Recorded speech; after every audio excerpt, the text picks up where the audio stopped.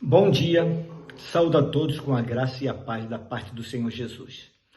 Leamos os versos 47 até os 57 do capítulo 11 do Evangelho de João, porque assim nos diz a palavra de Deus.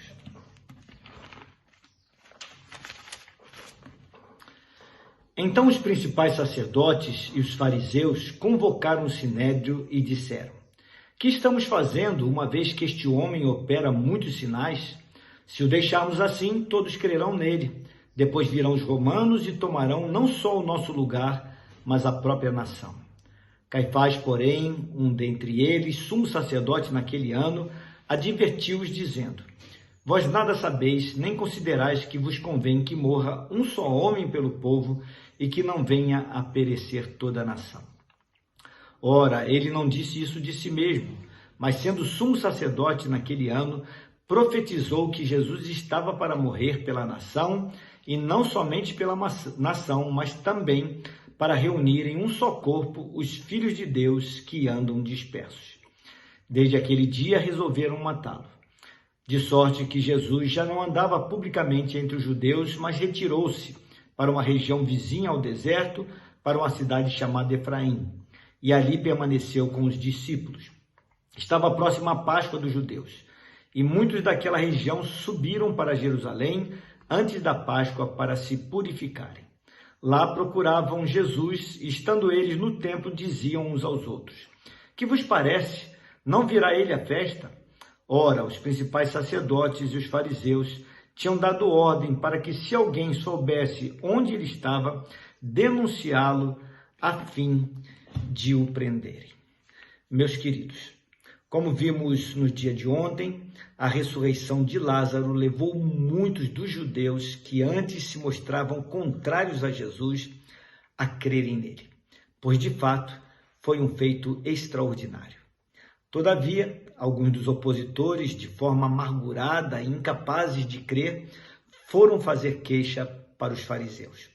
E pergunto, foram queixar-se do quê?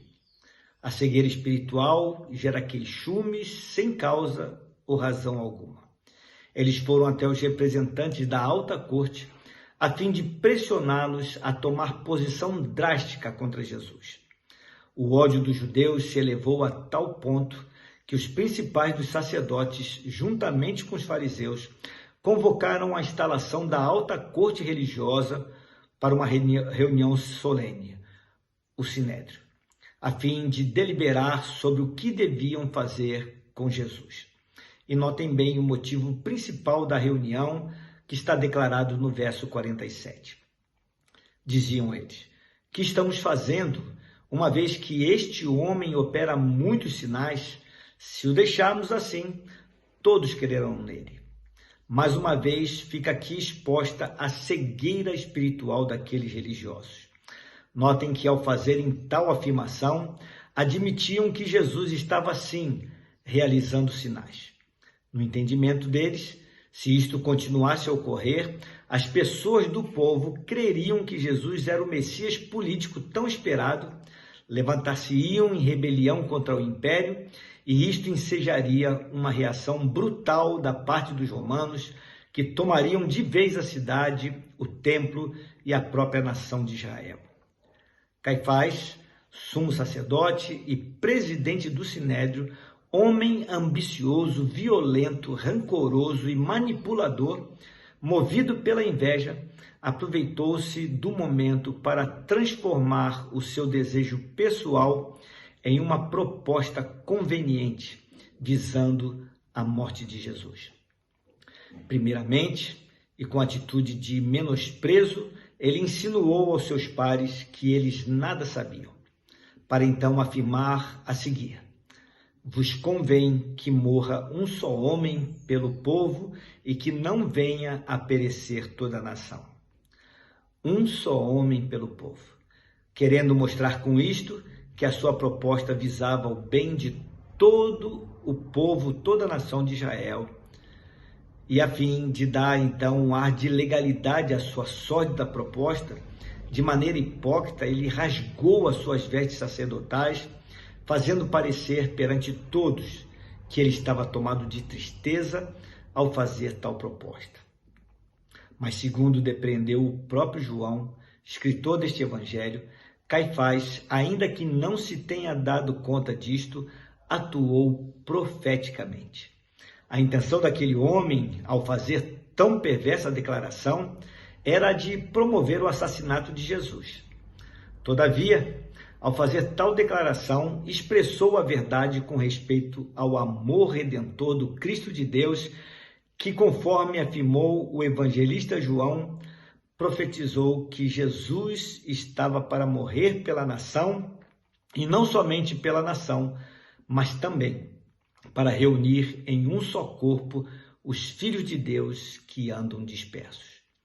Jesus morreria assim, não para cumprir o desejo escuso de alguns homens, mas para cumprir o propósito divino de reunir os seus filhos.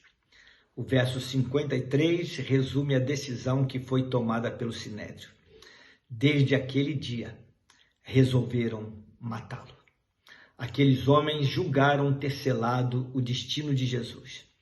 Todavia, jamais cogitaram a respeito das palavras por ele proferidas pouco antes desse acontecimento, quando então declarou: "Por isso o Pai me ama, porque dou a minha vida para tornar a tomá-la.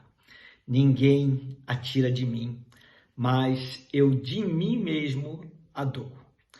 Jesus retirou-se dali da cidade de Betânia, vizinha a Jerusalém, para outro lugar um pouco mais distante, evitando assim o confronto com aqueles perseguidores. Mas a Páscoa estava se aproximando e muitos peregrinos se dirigiam a Jerusalém a fim de cumprirem os rituais de purificação tão necessários para a participação na festa. A fama de Jesus era corrente e muitos dos peregrinos queriam ver a Jesus e também a Lázaro, por isso indagavam uns aos outros, dizendo: "Que vos parece? Não virá ele à festa?" Eles julgavam que Jesus não participaria da festa por conta da ordem do Sinédrio, que havia deixado bem claro que todo aquele que por acaso visse a Jesus, que o denunciasse aquele conselho. A intenção era de prendê-lo e sentenciá-lo à morte. Não fizeram caso do tremendo significado da revelação que Jesus fez ao declarar: "Eu sou a ressurreição e a vida. Quem crê em mim, ainda que morra, viverá. E todo o que vive e crê em mim não morrerá eternamente." Como poderiam eles sentenciar aquele que é a ressurreição e a vida? Não poderiam. E tampouco o sentenciaram. Ele é quem deu a sua própria vida em resgate de muitos, pois foi para isto que veio ao mundo. Ele deu a sua vida pelas ovelhas, porque o bom pastor dá a sua vida pelas ovelhas. Glórias a Deus por isso. Vamos orar? Pai amado, Deus bendito, vemos aqui nesse texto homens rancorosos, tomados de sentimento de inveja, de desprezo, tentando intentar contra a vida do Cristo de Deus. Eles queriam prendê-lo, então sentenciá-lo à morte. Mas eles não sabiam, não cogitavam que o Senhor já havia se entregue lá na eternidade, num plano divino perfeito, de dar a sua própria vida em resgate de muitos. E o Senhor mesmo declarou, e eles não prestaram atenção nisso, que ninguém tiraria a sua vida, mas o Senhor de si mesmo a daria, porque o Senhor tinha poder para tornar a tomá-la. Porque tu és a ressurreição e a vida, por isso todo aquele que crê em ti, ainda que esteja morto, viverá. E todo aquele que vive e crê, viverá eternamente. Glórias a ti por isso, por tão grande salvação, porque tu és o Deus vivo que tem filhos que vivem para sempre. Na tua morte conquistada na cruz e na tua ressurreição, que nos deu vida juntamente contigo. Santo é o teu nome, nós oramos agradecidos. desde já, de todo o coração, em nome precioso do Senhor. Amém. Meus queridos, tenham uma abençoada terça-feira. Fiquem na paz do Senhor.